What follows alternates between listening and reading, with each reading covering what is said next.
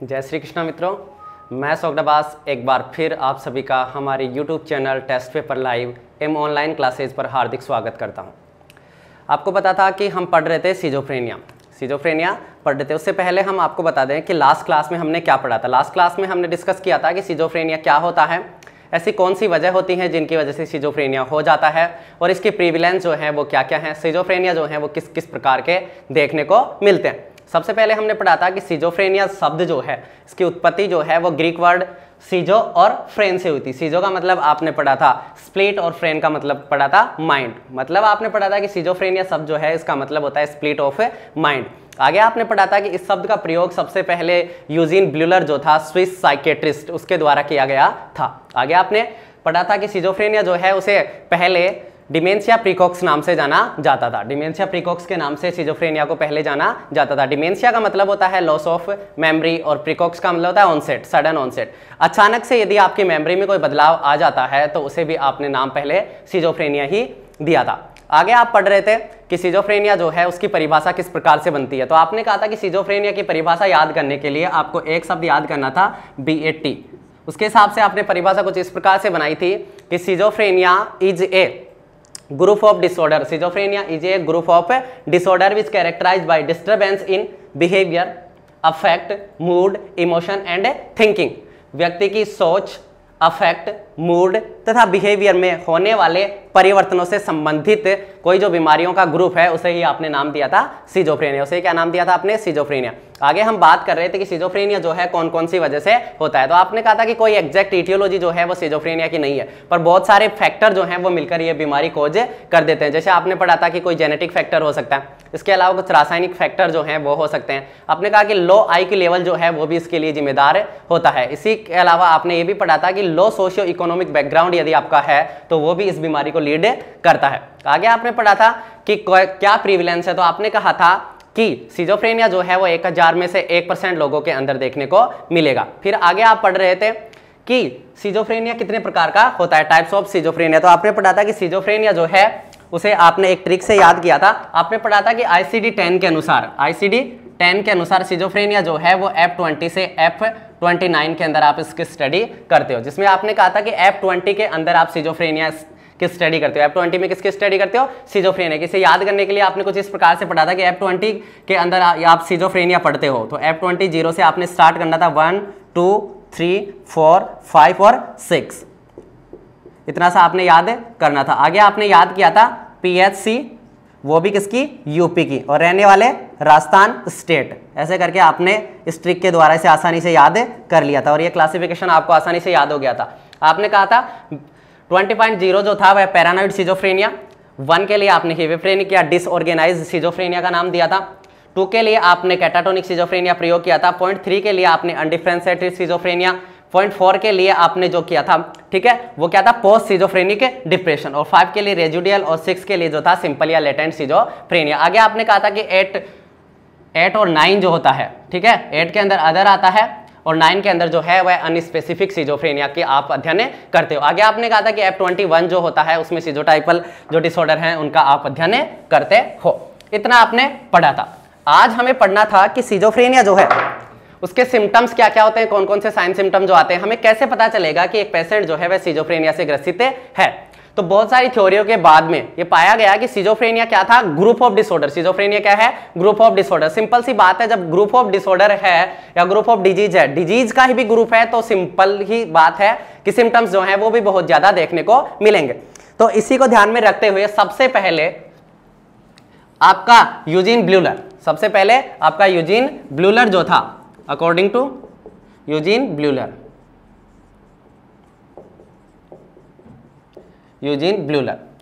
ठीक है, जिसने सबसे पहले इस शब्द का प्रयोग किया था, उसने बताया कि कुछ फंडामेंटल सिम्टम्स होते हैं सिजोफ्रेनिया के। क्या होते हैं? कुछ फंडामेंटल सिम्टम्स होते हैं जो आपको जरूर देखने को मिलते हैं। वो जो फंडामेंटल सिम्टम्स जो होते हैं उन्हें आप प्राइमरी सिम्टम्स ऑफ सिजोफ्रेनिया के नाम से जानते हो। यूजीन ब्यूलर के अनुसार वे जो प्राइमरी सिम्टम्स होते हैं उन्हें क्या बोलोगे आप? प्राइमरी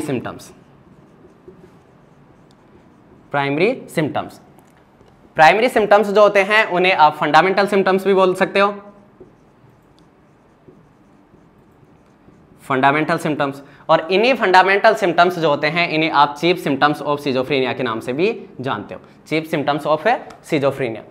ये जो primary symptoms of schizophrenia, fundamental symptoms of schizophrenia या चीफ सिम्टम्स ऑफ सिजोफ्रेनिया को ही फोरेब्रुलर साइन के नाम से भी जाना, ब्रुलर साइन के नाम से भी जाना जाता है। ठीक है, याद रह जाएगा।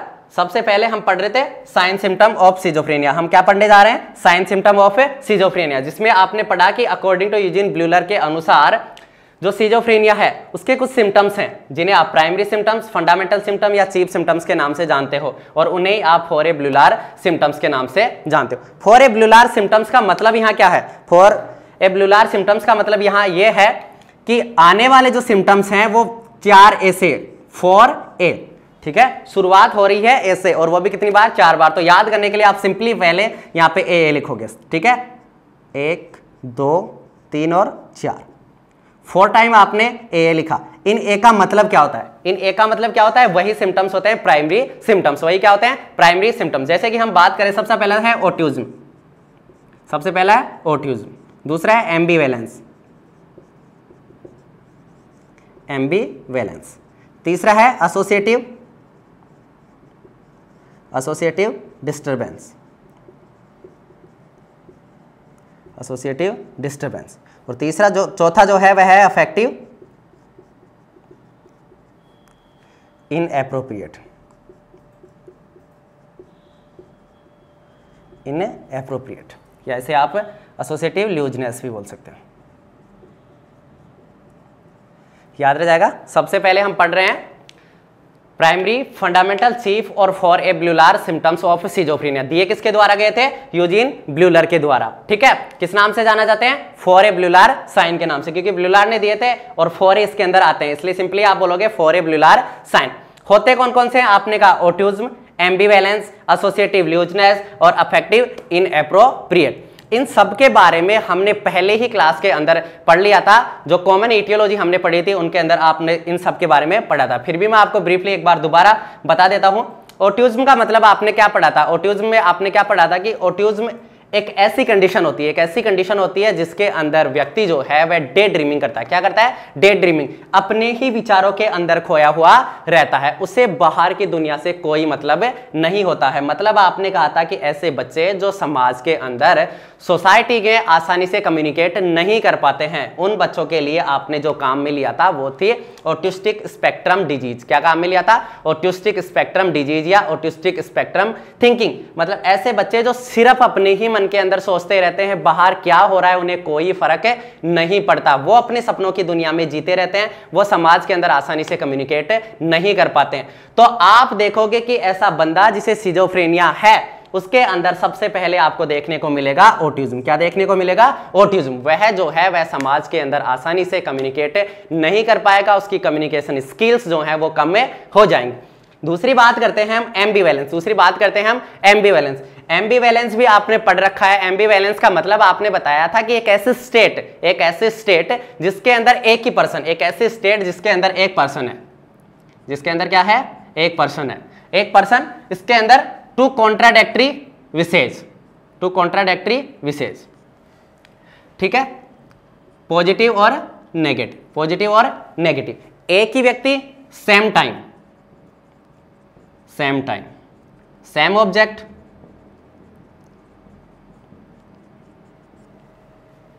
सेम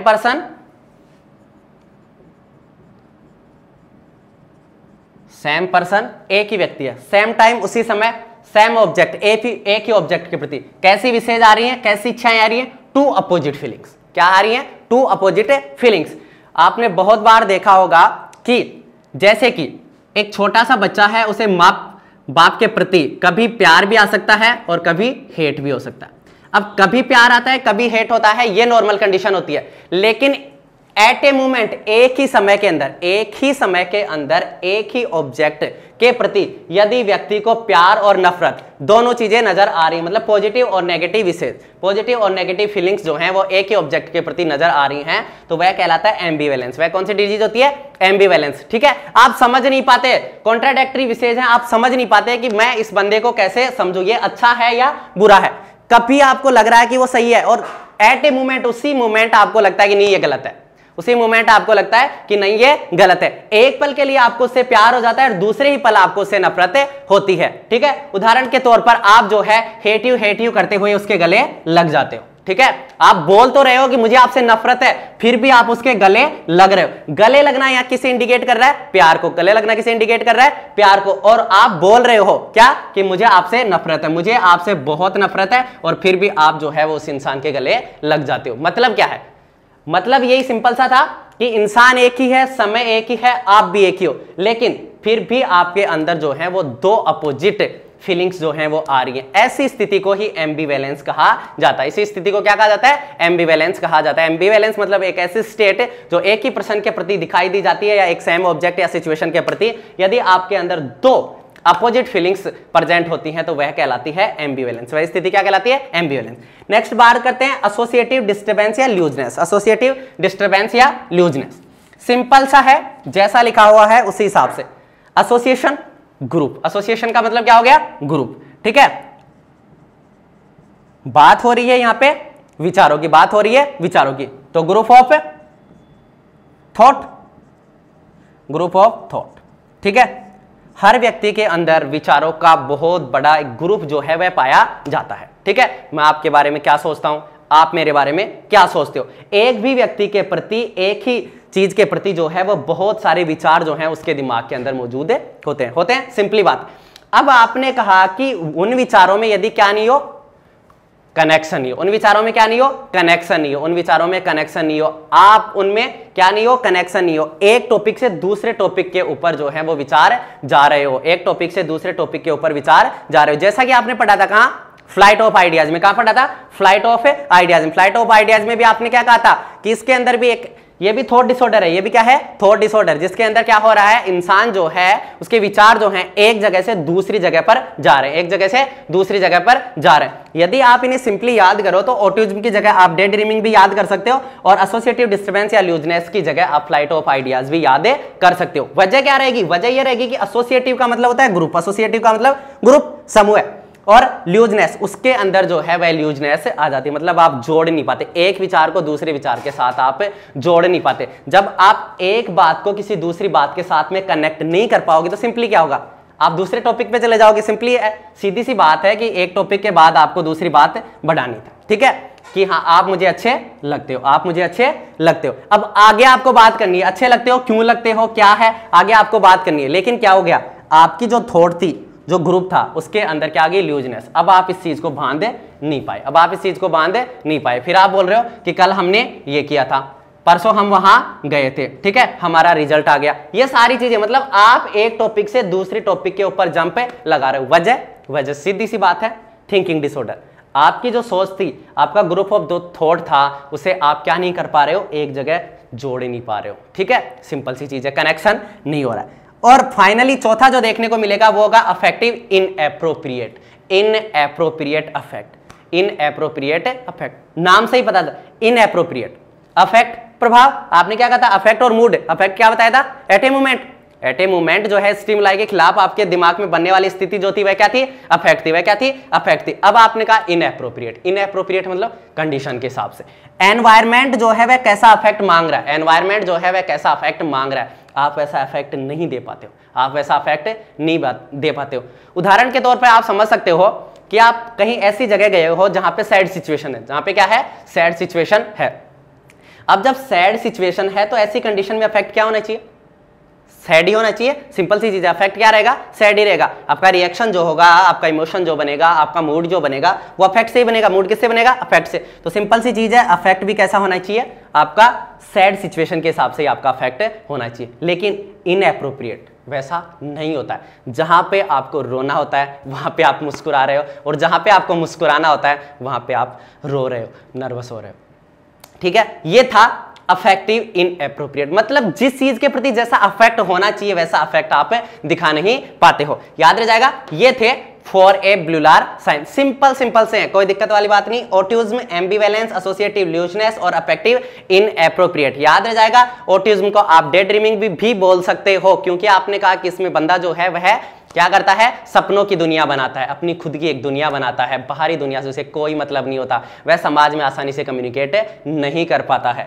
एम्बिवैलेंस में आपने कहा कि एक ही व्यक्ति, एक ही ऑब्जेक्ट, एक ही सिचुएशन के प्रति एक ही समय के अंदर दो अपोजिट विशेष, ठीक है, आपके अंदर आ रही हैं, तो वह कहलाता है एम्बिवैलेंस। नेक्स्ट आपने पढ़ा एसोसिएटिव लूजनेस, यदि आपके विचारों के अंदर संबंध नहीं बन रहा है, विचारों के अंदर कनेक्शन नहीं बन पा रहा है, तो उसे आप बोलोगे एसोसिएटिव लूजनेस। और नेक्स्ट है अफेक्टिव इनएप्रोप्रिएट, ठीक है, सिचुएशन के हिसाब से यदि आप अफेक्ट नहीं दिखा पा रहे हो, जहां पे खुशी है वहां पे आप जो है उदासी वाले अफेक्ट दिखा रहे हो, और जहां पे उदास होना चाहिए वहां आप जो है वो खुशी वाली रिएक्शन कर रहे हो, तो इसे बोलते हैं अफेक्टिव इनएप्रोप्रिएट। याद रह जाएगा। सिजोफ्रेनिया के सिम्टम्स में आपने सबसे पहला पढ़ा है यूजीन ब्लूलर के अनुसार 4A ब्लूलार साइन, जिन्हें ही आप प्राइमरी, फंडामेंटल और चीफ सिम्टम्स के नाम से भी जानते हो। हर कॉम्पिटिटिव एग्जाम में कहीं से ना कहीं से सवाल जो है पूछ लिया जाता है, सिंपल सा आपको याद रखना है। अब बात करते हैं हम सेकंड, प्राइमरी के बाद में सेकेंडरी, प्राइमरी के बाद में सेकेंडरी।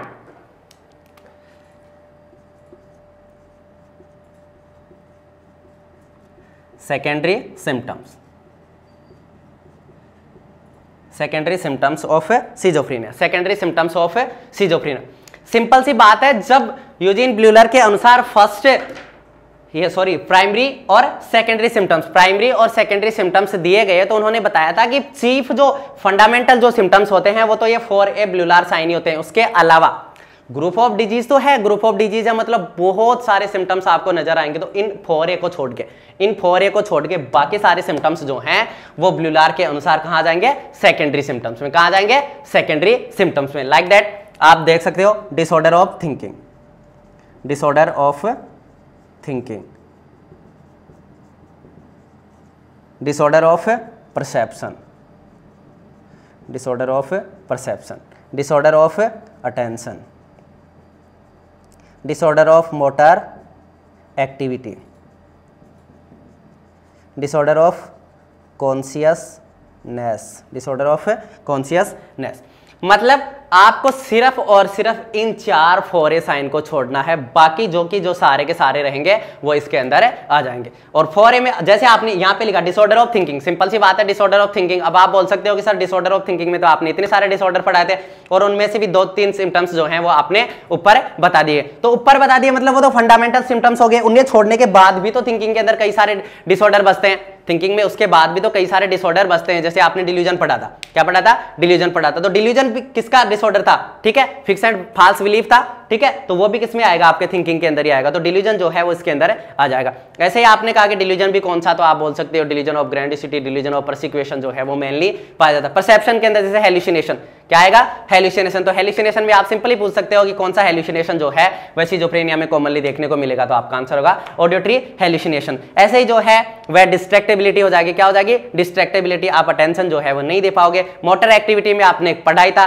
कैटालेप्सी जो है वह जाएगी, वैक्सी फ्लेक्सिबिलिटी जो है वो आपको देखने को मिलेगी। ये सिंपल से थे यूजीन ब्लूलर के अनुसार सबसे पहले प्राइमरी और सेकेंडरी सिम्टम्स। यदि आपको 4 सिम्टम्स याद हो गए, बाकी सारे के सारे सिम्टम्स आप जो हैं वो सेकेंडरी सिम्टम्स के अंदर लिख दोगे। लेकिन अब बात आती है एक रिसेंट कॉन्सेप्ट के अनुसार, रिसेंट कॉन्सेप्ट के अनुसार यदि हम देखें तो ये जो सिम्टम्स होते हैं सिजोफ्रेनिया के, क्योंकि ग्रुप ऑफ डिजीज है तो कॉम्प्लिकेशन राइज होता है, ठीक है, समझ नहीं पाते कि कौन से जो सिम्टम्स हैं उन्हें कौन सी कैटेगरी में डाला जाए। तो जो रिसेंट कॉन्सेप्ट है, जो रिसेंट कॉन्सेप्ट है, रिसेंट कॉन्सेप्ट जो है उसके अनुसार भी जो सिजोफ्रेनिया के सिम्टम्स हैं उन्हें आप 2 कैटेगरीज के अंदर विभाजित करते हो। सबसे पहली कैटेगरी जो है वो कौन सी होगी, पॉजिटिव सिम्टम्स, पॉजिटिव, और सेकंड जो हो गई वो होगी नेगेटिव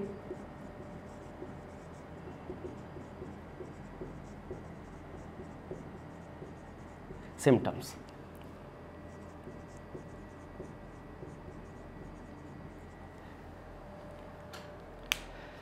पॉजिटिव सिम्टम्स और नेगेटिव सिम्टम्स, इनको याद करने का भी आपके पास एक सिंपल सा तरीका है, पॉजिटिव और नेगेटिव सिम्टम्स, पॉजिटिव और नेगेटिव सिम्टम्स। पॉजिटिव सिम्टम्स मतलब पॉजिटिव सिम्टम्स, नेगेटिव सिम्टम्स, और एक होता है cognitive symptoms, cognitive symptoms, cognitive symptoms, positive, negative और कॉग्निटिव सिम्टम्स। सिंपल सी चीज है। पॉजिटिव, पॉजिटिव मतलब सकारात्मक, बढ़ाने वाले। पॉजिटिव क्या होंगे? एडिशनल, वो क्या करेंगे? बढ़ाएंगे, ठीक है, आपके बिहेवियर को बढ़ाएंगे। क्या करेंगे? आपके बिहेवियर को बढ़ाएंगे। ऐसे सिम्टम्स जो आपके बिहेवियर को क्या करेंगे? इंक्रीज करेंगे। क्या करेंगे? आपके बिहेवियर को इंक्रीज कर देंगे, मतलब बिहेवियर को बढ़ा देंगे। अब आप बताओ, बिहेवियर को बढ़ाने के लिए जैसे हम सबसे पहले बात कर लेते हैं थिंकिंग की। ऐसे कौन कौन से डिसऑर्डर हैं जिनके अंदर थिंकिंग जो है वो ज्यादा सुपीरियर हो जाती है, ज्यादा बढ़ जाती है, ज्यादा हम सोचने लग जाते हैं, ठीक है? Delusion, very good. डिल्यूजन के अंदर फॉल्स एंड फिक्स बिलीफ हो गया। जैसे आपने कहा कि परसिक्यूशन हो ही नहीं रहा, फिर भी आपको लग रहा है कि कोई मुझे मारना चाह रहा है, ठीक है? डिल्यूजन ऑफ ग्रैंडियोसिटी, हो ही नहीं आप महान, फिर भी आपको लग रहा है कि आप महान हो, मतलब बढ़ रहा है। क्या हो रहा है? बढ़ रहा है। तो सिंपल सिंपल याद रखोगे आप, ठीक है? डिल्यूजन हो गया आपका, डिल्यूजन हो गया, ठीक है? डिल्यूजन ऑफ, इसके अंदर भी कोई पूछे तो आप बता सकते हो delusion of persecution, delusion of grandiosity, delusion of control जो है वो देखने को मिलेगा। दूसरा आप बोल सकते हो हेलुसिनेशन, हेलुसिनेशन। और हेलुसिनेशन में भी आपने कहा कि ऑडियोट्री हेलुसिनेशन जो है वह पॉजिटिव सिम्टम्स के अंदर कंसिडर किया जाता है। या हेलुसिनेशन यदि कोई सा देखने को मिले सिजोफ्रेनिया में तो वो ऑडियोट्री हेलुसिनेशन होता है, ठीक है? और तीसरा डिल्यूजन के अलावा आप यहाँ पे और लिख सकते हो, और बाकी के थिंकिंग डिसऑर्डर, बाकी और भी थिंकिंग डिसऑर्डर जो है वो इसके अंदर आ जाएंगे। अब सिंपल सी चीज है। अब यदि आपने कहा कि वहां से आप यदि ब्लूलार साइन के हिसाब से यदि याद करो, ब्लूलार जो सिम्टम्स थे उनके हिसाब से आप इन्हें याद करो तो और भी सिंपल है। पॉजिटिव सिम्टम्स में आपको डिल्यूजन और हेलुसिनेशन याद रखना है। क्या लिखना है? डिल्यूजन और हेलुसिनेशन याद रखना है। अब डिल्यूजन और हेलुसिनेशन आपने याद करना है, मतलब बाकी क्या बच गए आपके पास? वो ए वाले बच गए। कौन से बच गए? ए वाले। तो उन्हीं को आप नेगेटिव के अंदर कंसीडर कर लोगे। बस थोड़ा सा नाम जो है वो चेंज हो जाएगा, क्योंकि वो चीफ सिम्टम्स थे। वो क्या थे? Chief symptoms. और ये हैं नेगेटिव सिम्टम्स, मतलब आपके व्यवहार को डिक्रीज करेंगे। आपके व्यवहार को क्या करेंगे? डिक्रीज करेंगे, मतलब एब्सेंस। हर चीज जो है एब्सेंस रहेगी। नेगेटिव सिम्टम्स मतलब हर जो काम है उसके अंदर कमी आ जाना। जैसे मैं एक दो आपको उदाहरण बताऊं, एपैथी, एपैथी, ठीक है? क्या हो गया? एपैथी। ऐसे ही आप बोल सकते हो एनेडोनिया, एनेडोनिया, ठीक है? ऐसे ही आप बोल सकते हो एविलेशन, एविलेशन, ठीक है? ऐसे ही आप और बोल सकते हो, ठीक है? एपैथी हो गया, एनेडोनिया हो गया, एविलेशन हो गया। ये सारे के सारे मतलब किसी भी चीज में कमी आना, किसी भी चीज में क्या आना? कमी आना, ठीक है?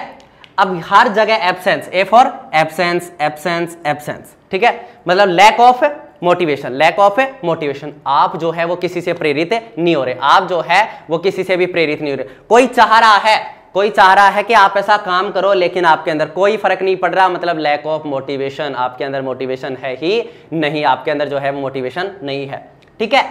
एनेडोनिया मतलब क्या हुआ?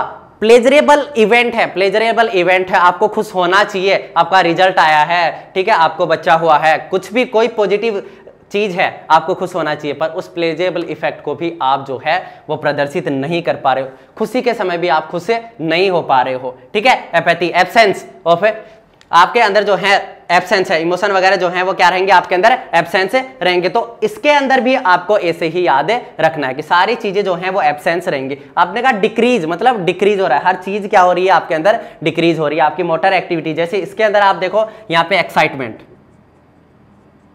एक्साइटमेंट, ठीक है? एक्साइटमेंट, तो यहां पे क्या होगा? कम होगा, मतलब स्टूपर। क्या हो जाएगा? स्टूपर, ठीक है? मतलब आप बोल सकते हो यहां पे एलोगिया भी बोल सकते हो। यदि आपको ऐसे ही याद रखना है तो आप एलोगिया भी बोल सकते हो, ठीक है? स्पीचलेसनेस, ठीक है? बंदा जो है वह क्या है? स्पीचलेसनेस है, इमोशन की कमी हो रही है, ठीक है? प्लेजरेबल इफेक्ट कम है, उसके अंदर जो है लैक ऑफ मोटिवेशन है। तो नेगेटिव मतलब क्या हो रहा है? उसका बिहेवियर जो है वो कम हो रहा है, बिहेवियर जो है वह कम हो रहा है। तो सिंपली आप जैसे ही याद करोगे, आपने ब्लूलार साइन में जैसे 4A साइन याद किए, वैसे यदि आप याद करना चाहो तो ये उसी तरीके से भी इजीली याद हो जाएंगे। नहीं, वरना आप ऐसे याद कर सकते हो कि पॉजिटिव सिम्टम्स जो हैं वो क्या करते हैं? आपके व्यवहार को बढ़ा देते हैं, और व्यवहार को बढ़ाने वाले हैं जैसे हेलुसिनेशन हो गया, आपके अंदर डिल्यूजन हो गया, एक्साइटमेंट हो गया, थिंकिंग डिसऑर्डर हो गया, ठीक है? ये सारा। और नेगेटिव सिम्टम्स मतलब आपके व्यवहार को कम कर देते हैं, मतलब आपके अंदर इमोशन की कमी हो जाएगी, थिंकिंग की जो है वह कमी हो जाएगी, स्पीच जो है वो कम हो जाएगा, मोटिवेशन जो है वह कम हो जाएगा, खुशी का अनुभव जो है, ठीक है, वह कम में हो जाएगा। अब सिंपली है cognitive, cognitive related to cognition, ठीक है? मतलब कॉग्निटिव एबिलिटी कौन कौन सी थी, तो इसके अंदर आप लिख दोगे, आपने पढ़ा था ना कॉग्निशन के अंदर, अटेंशन हो गया, ठीक है, मेमोरी हो गई, ये सारी की सारी चीजें। तो disorder in attention, disorder in memory, ये सारे के सारे किसके अंदर आएंगे? कॉग्निटिव सिम्टम्स के अंदर। किसके अंदर आएंगे? कॉग्निटिव सिम्टम्स के अंदर। सिंपल सी याद रह जाएगा। अकॉर्डिंग टू रिसेंट कॉन्सेप्ट यदि हम याद करें तो जो सिजोफ्रेनिया है उनके सिम्टम्स कितने प्रकार के नजर आएंगे आपको? 3 प्रकार के। कुछ पॉजिटिव सिम्टम्स नजर आएंगे, कुछ नेगेटिव सिम्टम्स नजर आएंगे और कुछ कॉग्निटिव सिम्टम्स। पहले सिम्टम से पहले आपके दिमाग में यह पता होना चाहिए कि सिजोफ्रेनिया जो है वो ग्रुप ऑफ डिजीज है। इसका मतलब यह है कि बहुत सारे सिम्टम्स जो है वो आपके अंदर देखने को मिलेंगे। बस उन सिम्टम्सों की कुछ कैटेगरी बनाई गई है, उन कैटेगरीज को आप सिंपल से याद करोगे। पॉजिटिव का मतलब बढ़ाने वाले, आपके व्यवहार को, आपके बिहेवियर को ऊपर बढ़ाने वाले, ठीक है। तो डिल्यूजन हो गया, हेलुसिनेशन हो गया, थिंकिंग डिसऑर्डर हो गया और एक्साइटमेंट हो गया। नेगेटिव सिम्टम्स के अंदर वे सारे के सारे जो क्या कर रहे हैं? आपके बिहेवियर को कम कर रहे हैं, मतलब आपका जो फ्रंट कॉर्टेक्स जो है, ठीक है, उसमें कमी हो रही है, ठीक है, उससे संबंधित है। तो जिसमें एपैथी हो गया, एनेडोनिया हो गया, ओवुलेशन और एलोगिया हो गया, ये सारे के सारे क्या कर रहे हैं? आपके अंदर कमी ला रहे हैं, आपके व्यवहार में क्या ला रहे हैं? कमी ला रहे हैं। नेक्स्ट है कॉग्निटिव सिम्टम्स। कॉग्निटिव सिम्टम्स का मतलब आपकी कॉग्निटिव एक्टिविटी से संबंधित जो भी ज्ञानात्मक एक्टिविटी है, जैसे मेमोरी होगी, अटेंशन हो गया, ठीक है, इन सब के अंदर डिस्टर्बेंस जो आ रहा है वह कहलाएगा कॉग्निटिव सिम्टम्स। याद रह जाएगा। जो ब्लूलार था उसके अंदर आपने देखा प्राइमरी और सेकेंडरी, ठीक है, और यहां आपने देखा पॉजिटिव, नेगेटिव और कॉग्निटिव। इतना यदि आपको याद नहीं रहे, ठीक है, और कुछ भी यदि आपको याद नहीं रहे और आपको थ्योरेटिकली एग्जाम लिखनी है, ठीक है, आपको यदि symptoms of schizophrenia theoretically exam में लिखना है तो फॉर ए साइन तो आपको लिखने ही लिखने। इसके अलावा यदि आपको कुछ भी याद नहीं रहे तो आप सीधा सा लिखोगे first rank symptoms, first rank symptoms of schizophrenia, first rank symptoms of schizophrenia. और first rank symptoms of schizophrenia 2 ही होंगे, डिल्यूजन और हेलुसिनेशन, डिल्यूजन और हेलुसिनेशन।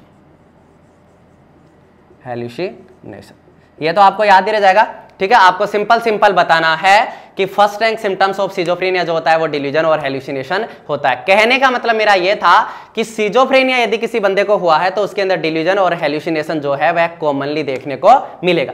अब बात करते हैं, चलो आपको पता भी चल गया कि सिजोफ्रेनिया जो है इस प्रकार की बीमारी होती है, इसमें ऐसा कुछ होता है, इस वजह से ये होती है, इतने प्रकार की ये होती है और ये सारे साइन सिम्टम इसके अंदर देखने को मिलते हैं। अब हम नर्स होने के नाते इसका मैनेजमेंट कैसे करेंगे? तो मैनेजमेंट ऑफ सिजोफ्रेनिया। अब हम बात करते हैं मैनेजमेंट ऑफ सिजोफ्रेनिया। सिंपल सी चीज है, मैनेजमेंट करना है हमें। तो मैनेजमेंट करने से पहले हमें यह पता होना चाहिए कि क्लिनिकल मैनिफेस्टेशन के आधार पर सिजोफ्रेनिया की कितनी स्टेज होती है। तो आप देख रहे हो, आपने इतनी पढ़ाई की तो उस हिसाब से आपने देखा कि क्लिनिकल मैनिफेस्टेशन के आधार पर सिजोफ्रेनिया जो है उसकी 3 स्टेज होगी। कितनी स्टेज होगी? 3 स्टेज। पहली तो एक्यूट फेज होगी, पहली तो कौन सी होगी? एक्यूट फेज होगी। दूसरी है वो कौन सी होगी? Stabilization,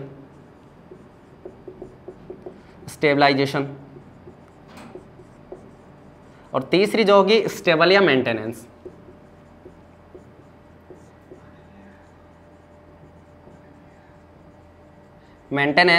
phase. अब सिंपल सी देखते हो कि एक ऐसा बंदा जिसे सिजोफ्रेनिया हो गया है वह 3 फेज में से गुजरेगा। कितनी फेज में गुजरेगा? 3 फेज में। सबसे पहली होती है एक्यूट फेज। सबसे पहले क्या होगी? एक्यूट फेज होगी। एक्यूट फेज के अंदर क्या होगा? एक्यूट फेज के अंदर आप देखोगे कि बंदा जो है वह 4 से 8 वीक के अंदर, ठीक है, ये फेज कितनी चलती है?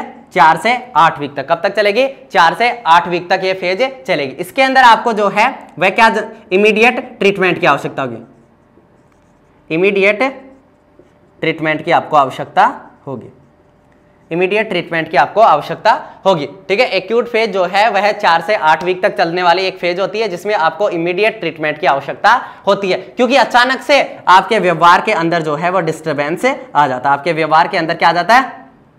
डिस्टर्बेंस जो है वह आ जाता है। जब आपके व्यवहार में अचानक से परिवर्तन आएगा तो ऐसी कंडीशंस के अंदर करना क्या पड़ेगा? आपको इमीडिएट ट्रीटमेंट करना पड़ेगा। अब बात करते हैं कि चलो इमीडिएट ट्रीटमेंट किया और इमीडिएट ट्रीटमेंट करने के बाद में चांस होते हैं कि ये बीमारी जो है वो कंट्रोल हो जाए। चांस क्या बनते हैं कि ये बीमारी जो है वह कंट्रोल हो जाए। यदि ये बीमारी कंट्रोल हो जाती है, मतलब सिम्टम्स जो हैं वो कंट्रोल हो गए, क्या हुआ? सिम्टम्स जो हैं वो क्या हो गए? कंट्रोल हो गए। जितने भी सिम्टम्स आपको नजर आए थे एक्यूट फेज के अंदर वो सारे के सारे सिम्टम्स क्या हो गए हैं? स्टेबलाइजेशन, एक निश्चित अवधि पर आकर जो है वो रुके गए हैं, एक निश्चित अवधि के ऊपर आकर जो है रुक गए हैं। अब हमें करना क्या है, सिम्टम्स जो हैं वो तो कंट्रोल हो गए हैं, सिम्टम्स जो हैं वो तो कंट्रोल हो गए हैं, पर रिमिशन ऑफ डिजीज, डिजीज दोबारा हो सकती है, रिस्क तो बनते हैं, रिमिशन ऑफ डिजीज रिस्क तो बनते ही हैं, जो जरूरी नहीं है ना कि सिम्टम्स जो हैं वो सबसाइड हो गए हैं या सिम्टम्स कंट्रोल हो गए हैं तो बीमारी नहीं होगी, चांस तो बनते हैं कि बीमारी जो है वह दोबारा भी हो सकती है। तो ऐसी कंडीशंस के अंदर आपको क्या करना होता है, लगभग 6 महीने तक, 6 मंथ, लगभग 6 मंथ तक जो है आपको ट्रीटमेंट लेना होता है। क्या करना होता है, 6 मंथ तक जो है वो आपको ट्रीटमेंट लेना होता है। थर्ड जो स्टेज होती है स्टेबल फेज, थर्ड क्या होती है, स्टेबल फेज। आपने देखा कि जो सिम्टम्स थे वो कंट्रोल थे और पिछले कुछ दिनों से आपने देखा कि बीमारी जो है वह दोबारा भी उत्पन्न नहीं हो रही, मेंटेनेंस फेज। तो ऐसी कंडीशन में अब आपको क्या करनी पड़ेगी, सोशल रिकवरी। अब आपको क्या करनी पड़ेगी, सोशल रिकवरी। क्या करनी पड़ेगी, सोशल रिकवरी करनी पड़ेगी। क्या करनी पड़ेगी, सोशल रिकवरी जो है वो करनी पड़ेगी।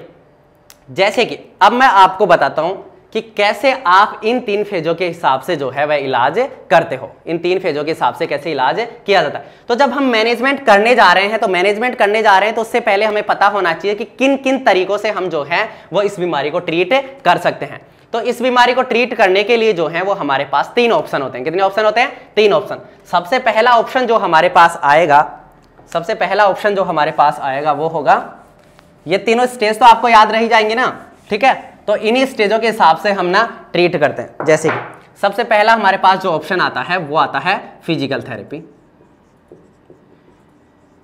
फिजिकल थेरेपी या सोमेटिक थेरेपी, सोमेटिक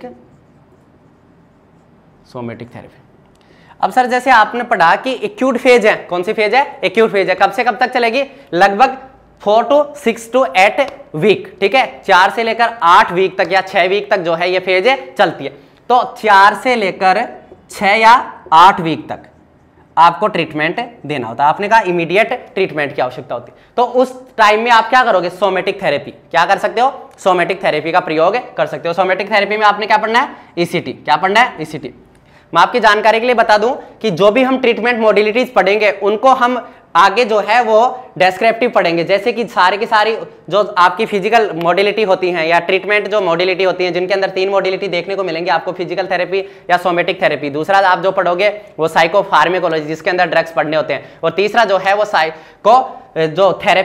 साइकोथेरेपी है वो, उसके अंदर जो है वो थेरेपियां पढ़नी पड़ेंगी। तो इन तीनों को हम आगे जो है वो डिटेल से पढ़ेंगे कि ईसीटी क्या होती है, कौन कौन सी ड्रग्स का हम प्रयोग कर सकते हैं बीमारी के लिए, और कौन सी बीमारी में कौन सी ड्रग्स का प्रयोग किया जाता है, और फाइनली कौन सी थेरेपी जो है वो कौन सी बीमारी के अंदर इफेक्टिव होती है, या इन थेरेपियों में क्या होता है, ये सारा हम डिटेल से पढ़ेंगे। यहां मैं आपको सिर्फ और सिर्फ ब्रीफली बताऊंगा कि कौन सी दवाई का प्रयोग किया जाता है, उनके साइड इफेक्ट वगैरह जो भी सारे के सारे होंगे वो हम आगे वाली क्लासों के अंदर डिटेल से पढ़ेंगे। यहां आपको सिर्फ इतना याद रखना है कि आपके पास पहला ऑप्शन बचता है सोमेटिक थेरेपी, ईसीटी। अब 4 से 8 वीक मतलब एक्यूट फेज चल रही है, तब आपको ट्रीटमेंट करना था ईसीटी। तो आप लगभग कितने दे सकते हो, आप 12 तक, ठीक है, 12 ईसीटी जो है वो आप प्रिफर्ड कर सकते हो, ठीक है।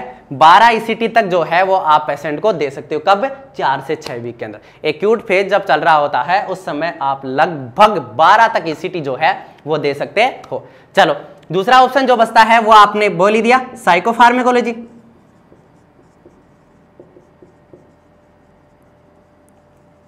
साइकोफार्मेकोलॉजी।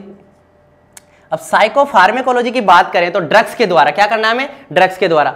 तो schizophrenia is functional psychotic disorder, schizophrenia is functional psychotic disorder. तो फंक्शनल साइकोटिक डिसऑर्डर है, तो साइकोटिक डिसऑर्डर है, तो कौन सी दवाई देंगे सर, एंटी साइकोटिक। कौन सी दवाई देंगे, anti psychotic drugs, anti psychotic drugs. जैसा कि मैंने आपको बता दिया कि हम बाकी जो है वो डिटेल से पढ़ेंगे आगे जो है उनके बारे में नेक्स्ट चैप्टर के अंदर। जब भी हम एंटी साइकोटिक ड्रग्स पढ़ेंगे, मतलब जो भी साइकोफार्मेकोलॉजी पढ़ेंगे, तब उसके अंदर हम डिटेल से पढ़ लेंगे। अभी मैं आपको सिर्फ नाम बता देता हूं। एंटी साइकोटिक ड्रग्स जो हैं, एंटी साइकोटिक ड्रग्स, ऐसी दवाइयां जो खिलाफ साइकोटिक डिसऑर्डर के खिलाफ जो है वो काम करती है, उन्हें एंटी साइकोटिक ड्रग्स कहा जाता है। आप प्रयोग कर सकते हो हेलोपेरिडोल, हेलोपेरिडोल, ठीक है, क्लोरप्रोमाजीन, क्लोरप्रोमाजीन, ठीक है। कितनी क्या डोज होती है? तो हेलिप्राडोल की जो है वो आप 5 से 100 mg ओरली, ठीक है, पर डे ओरली।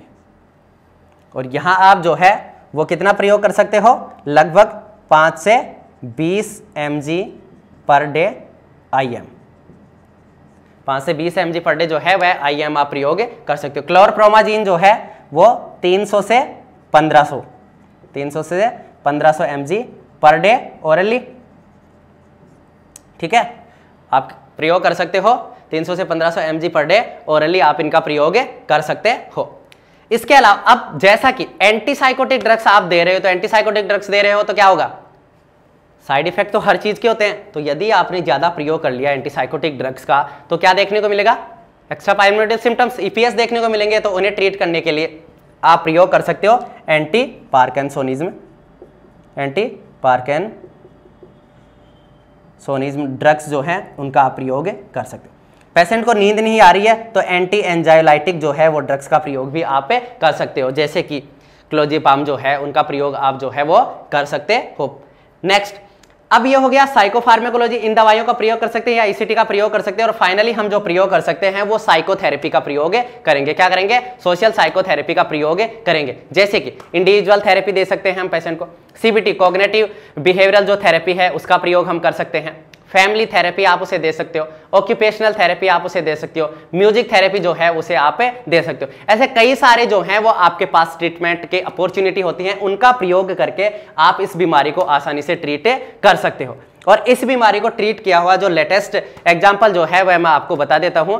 आप एक मूवी है ए ब्यूटीफुल माइंड, कौन सी है? A beautiful mind. उसके अंदर आप देखोगे कि वो एक जॉन नेस नाम का क्या था, एक साइंटिस्ट था। जॉन नेस नाम से एक साइंटिस्ट है अमेरिका के अंदर, ठीक है क्या था? 2015 में उसकी डेथ हो गई थी, ठीक है। वो उसके ऊपर बनाई हुई एक कहानी है जिसमें ये अच्छी तरीके से बताया जाता है कि 1960 के बीच में जाकर जो है उन्हें सिजोफ्रेनिया डायग्नोसिस होता है। क्या होता है? सिजोफ्रेनिया डायग्नोसिस होता है। उसके बाद में रिकवरी फेज के अंदर जाकर, मेंटेनेंस फेज के अंदर जाकर के वो बंदा जो है वह ऑस्कर हासिल करता है। गणित के अंदर उन्होंने कई सारे सूत्र जो हैं वो दिए थे। अच्छे से समझने के लिए आप चाहो तो उस मूवी को देख सकते हो। मतलब मेरे कहने का मतलब यह था कि इन ट्रीटमेंट मॉडलिटी के बाद में बंदा जो है वो सोशल रिकवरी कर सकता है। बंदा जो है वह क्या कर सकता है? सोशल रिकवरी कर सकता है। जितना डेंजरस ये बीमारी आपको नजर आ रही है उतनी डेंजरस है नहीं। यदि सही समय पे बीमारी का सही तरीके से इलाज किया जाए तो ये बीमारी जो है वह आसानी से ठीक हो सकती है, ठीक है। ये थी हमारी एक छोटी सी बीमारी सिजोफ्रेनिया। मैं एक बार ब्रीफली रिवाइज करवा देता हूं। आपने कहा कि सिजोफ्रेनिया जो है उसे आप पहले डिमेंशिया प्रीकॉक्स के नाम से भी जानते थे। सिजोफ्रेनिया जो है वह एक ग्रुप ऑफ डिजीज होता है जिसके अंदर आपकी सोच, थिंकिंग डिसऑर्डर, जो बिहेवियर जो है उनके अंदर क्या आ जाता है? अल्ट्रेशन आ जाता है। आपने कहा कि कई सारे प्रकार जो हैं इनके होते हैं, जैसे पैरानोइड सिजोफ्रेनिया हो गया, हेविफ्रेनिक सिजोफ्रेनिया होगा, कैटाटोनिक सिजोफ्रेनिया हो गया, अनडिफरेंशिएटेड सिजोफ्रेनिया हो गया, ठीक है, पोस्ट सिजोफ्रेनिक डिप्रेशन हो गया, रेजिडुअल सिजोफ्रेनिया हो गया, सिंपल सिजोफ्रेनिया हो गया। आगे आपने कहा था कि साइन सिम्टम जो होते हैं वो इसके दो कैटेगरी के अंदर पढ़ते हो आप। सबसे पहला जो आप पढ़ते हो वो पढ़ते हो ब्लूलार के अनुसार। तो ब्लूलार के अनुसार जो है वो प्राइमरी और सेकेंडरी सिम्टम्स आपको देखने को मिलेंगे। जो प्राइमरी सिम्टम्स होते हैं उन्हें आप फंडामेंटल सिम्टम्स के नाम से भी जानते हो, और जो सेकेंडरी सिम्टम्स जो नजर आते हैं आपको उन्हें, तो जो प्राइमरी सिम्टम्स जो हैं वो ज़्यादा इंपॉर्टेंट है आपके लिए होते हैं, जिसमें आपने 4A साइन पढ़े थे, जिसमें आपने ऑटिज्म पढ़ा था, एम्बिवेलेंस पढ़ा था, एसोसिएटिव डिस्टर्बेंस या फिर लूजनेस पढ़ा था, और अफेक्टिव इनएप्रोप्रिएट आपने पढ़ा था। आपने कहा था कि इन चारों को छोड़ करके बाकी जो सिम्टम्स आएंगे, जैसे डिसऑर्डर ऑफ थिंकिंग हो गया, disorder of disorder of perception हो गया, डिसऑर्डर ऑफ अटेंशन हो गया, डिसऑर्डर ऑफ मेमोरी हो गया, ये सारे के सारे मोटर एक्टिविटी हो गया, सारे के सारे जो हैं वो सेकेंडरी सिम्टम्स के अंदर आप पढ़ोगे। उसके बाद में आपने कहा था कि जो रिसेंट कॉन्सेप्ट आया है उसके अनुसार भी 3 प्रकार के सिम्टम्स जो हैं वो आपको देखने को मिलते हैं। सबसे पहला आपने पढ़ा था पॉजिटिव, फिर पढ़ा था आपने नेगेटिव, और फिर पढ़ा था आपने कॉग्निटिव। पॉजिटिव में आपने कहा था कि वे सारे के सारे सिम्टम्स जो क्या कर रहे हैं, आपके बिहेवियर को बढ़ा दे रहे हैं। जैसे कहा कि आपके अंदर एक्साइटमेंट हो सकता है, हेलुसिनेशन हो सकता है, डिल्यूजन हो सकता है, और वे सारे के सारे सिम्टम्स, ठीक है, जो आपके बिहेवियर को कम कर देते हैं। लाइक दैट आपने कहा कि आपके अंदर जो है वो मोटिवेशन की कमी आ सकती है, आपके अंदर जो है वह थिंकिंग कम हो सकती है, आपके अंदर जो है वह सोशल विड्रावल हो सकता है, मतलब आप जो है वो सोसाइटी के अंदर जो है आसानी से एस्टेब्लिश नहीं हो सकते। हर एक काम के अंदर यदि कमी आ रही तो उसे आपने नेगेटिव सिम्टम्स के नाम से पढ़ा। और आपने कहा कि आपके ज्ञानात्मक से संबंधित, कॉग्निटिव एक्टिविटी से संबंधित, जैसे कि लाइक दैट अटेंशन आपने पढ़ा, और मेमोरी डिसऑर्डर जो है वो कॉग्निटिव डिसऑर्डर, कॉग्निटिव सिम्टम्स के अंदर आप पढ़ती है। इसके अलावा मैंने कहा था कि ज्यादा कुछ याद नहीं रहे तो दो चीजें तो आपको याद ही रखनी है, फर्स्ट रैंक सिम्टम्स आपको याद रखने हैं, डिलीजन और हेलुसिनेशन जो है वो ज्यादातर के अंदर आपको देखने को मिलता है। फिर बात कर रहे थे आपकी ऐसी बीमारी का कैसे इलाज किया जाता है, तो आपने कहा था कि इसकी 3 स्टेजेज होती है, एक एक्यूट फेज होती है, दूसरी स्टेबलाइजेशन फेज होती है, और थर्ड जो है वह स्टेबल फेज होती है। पहली फेज जो है वह उसके अंदर आपको इमीडिएट ट्रीटमेंट करना होता है, दूसरी फेज जो है लगभग 6 महीने तक चलती है, और तीसरी फेज के अंदर जो है मेंटेनेंस या रिकवरी जो है वह हो जाता है, इंसान जो है वह सोशली क्या हो जाता है, रिकवर हो जाता है। इसके लिए आपके पास 3 ऑप्शन थे। सबसे पहला आपने कहा था ईसीटी का आप प्रयोग कर सकते हो। कौन कौन सी कंडीशन में आप ईसीटी दे सकते हो, तो आपने कहा कैटाटोनिक सिजोफ्रेनिया में आप ईसीटी का प्रयोग कर सकते हो, पैरानोइड सिजोफ्रेनिया के अंदर जो है आप ईसीटी का प्रयोग कर सकते हो, जो एक्साइटमेंट है उसके अंदर आप ईसीटी का प्रयोग कर सकते हो। आपने कहा पोस्ट सिजोफ्रेनिक डिप्रेशन मतलब सुसाइडल टेंडेंसी यदि देखने को मिल रही है तो ऐसी कंडीशन में भी आप ईसीटी का प्रयोग कर सकते हो। सर कितनी ईसीटी दे सकते हो, तो आपने कहा था कि लगभग जो है वो 12 तक ईसीटी दे सकते हैं 4 से 6 वीक के अंदर, जिसे कि साइकेट्रिस्ट के अनुसार आगे भी किया जा सकता है, कम या ज्यादा उसे की जा सकती है। फिर आपने कहा था कि ड्रग्स कौन सी यूज करनी है, तो आपने कहा कि एंटी साइकोटिक ड्रग्स का प्रयोग करना है आपको, एंटी पार्किंसोनिज्म ड्रग्स का प्रयोग करना है, और इसी के अलावा तीसरी ड्रग्स आपने कहा थी एंटी एंजाइलाइटिक ड्रग्स का भी प्रयोग आप कर सकते हो। इसके अलावा कुछ साइकोथेरेपीज होती हैं, जैसे इंडिविजुअल थेरेपी हो गई, सीबीटी हो गई, ठीक है, म्यूजिक थेरेपी हो गई, इन सब का प्रयोग करके जो है वह आप इस बीमारी से आसानी से मुक्ति पा सकते हो। यह था हमारा सिजोफ्रेनिया। आशा करता हूं आपको पसंद आया होगा। नेक्स्ट डिसऑर्डर हम नेक्स्ट वीडियो में पढ़ेंगे। जय श्री कृष्ण।